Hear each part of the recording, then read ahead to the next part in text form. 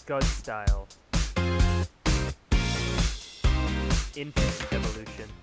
Hey everyone, it's Kale from Scud Style, and today I just want to bring a quick little video about pain and the importance of pain, because so often we are flooded with the idea that pain is bad, pain is something to be avoided, it's something to be treated at all costs, and we often look to reduce the pain or numb and desensitize the pain instead of understanding the root cause of why we are experiencing pain and what we can learn from that.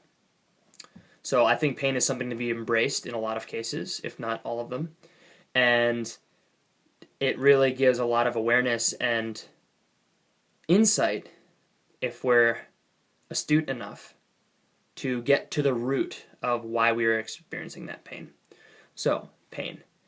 If we burn ourselves on a hot stove, a few different things happen. First of all, we are immediately compelled instinctually to pull our hands away from the stove. This happens faster than we can even logically realize.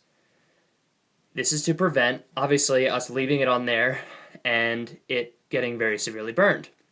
It also imprints into our behavior, hey, this is not something we want to do, and the pain response really not only protects ourselves in the immediate pulling the hand away, but also kind of helps to imprint that behavior onto our minds.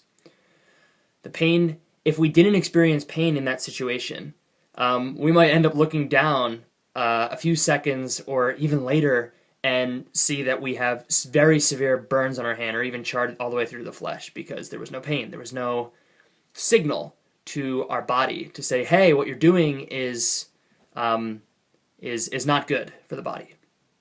This kind of carries over to a lot of things. If someone starts experiencing headaches all the time and all they do is start popping ibuprofen or Advil or whatever, or oftentimes as pain gets worse, we get medical prescriptions and things like that to start taking clinical and prescription pain meds.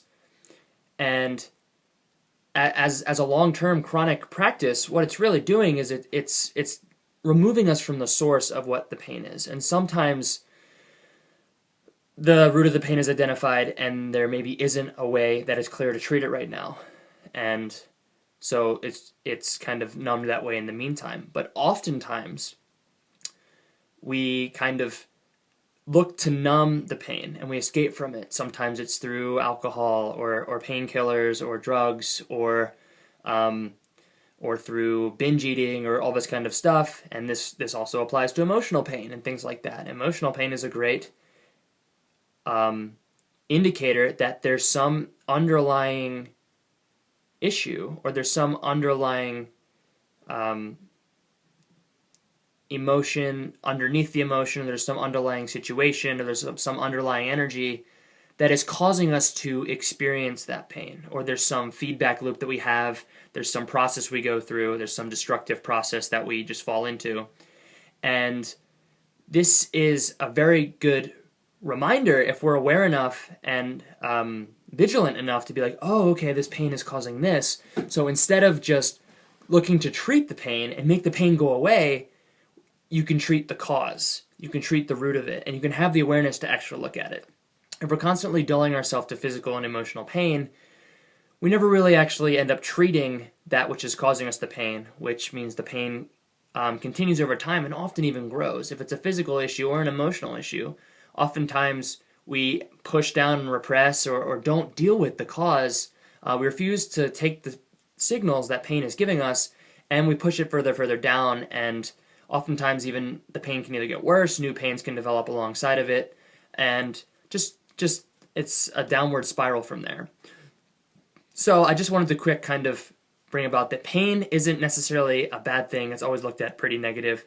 It's a very, very useful, and we should be very grateful for having such a powerful biological and emotional kind of feedback loop that says, hey, what you're doing is